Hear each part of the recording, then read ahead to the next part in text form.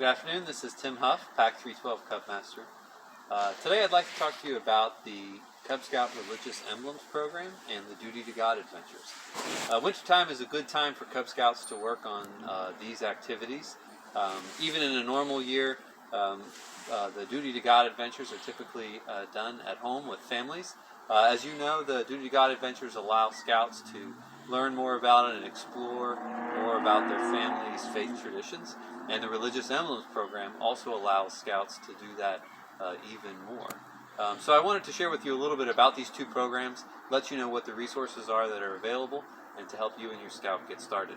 So for the Religious Emblems program, these are programs that are developed by individual faith communities and are approved by the Boy Scouts of America.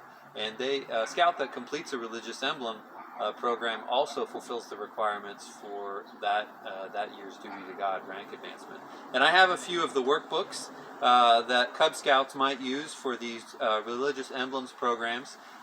For Catholic Scouts, they would work on either the Light of Christ, which is appropriate for Tiger Scouts and Wolf Scouts, or Parvule Day, which is appropriate for Bear Scouts, Webelos, or Arrow of Light Scouts. These are workbooks that a Scout goes through with the help of a parent, just going through activities to learn more about his family's faith tradition. For most Protestant denominations and non-denominational Christian groups, the most common ones are God and Me, or God and Family. And much like the Catholic Religious Emblem books, God and Me is for Scouts in grades 1 through 3, and God and Family is for Scouts in grades 4 through 6. In the case of these books, they're very similar in that they provide a lot of just things to talk about and things to read about to help a Scout learn about his family's faith traditions.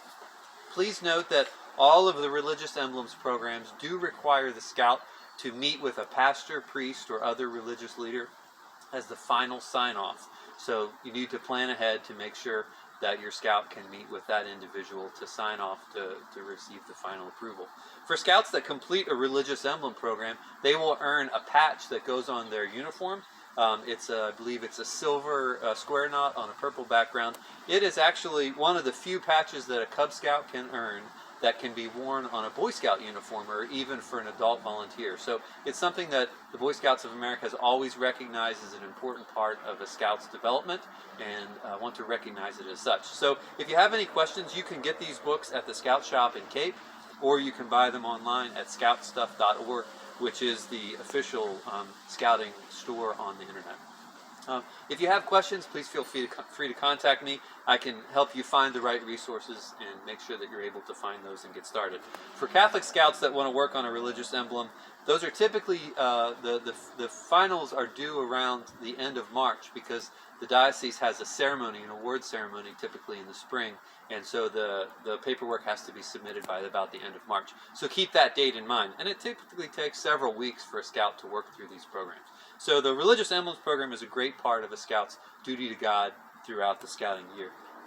Individual ranks also include a Duty to God adventure, and these vary from year to year. Tiger Scouts might attend a religious ceremony or do a service project. Wolf Scouts can learn about Americans who are people who came to America to seek religious freedom or visit a religious monument. Bear Scouts can also do a service project or identify 2 specific things that will help him in his duty to God and practice them for 2 weeks. It gets a little tougher for Webelo Scouts and Arrow of Light Scouts. They might participate in worship services. Worship services do service projects, or they may need to identify specific things that would help them in their duty to God and do them for a month. So for a Webelo Scout, they have to identify 1 thing, but for an Arrow of Light Scout, they identify 2 things and then put those things into practice for a month as a part of their duty to God. So once again, winter is a great time to do this. We have fewer outdoor activities in the wintertime, but it's a great time for you to spend some time with your Scout, helping him to better understand his duty to God and your family's faith traditions.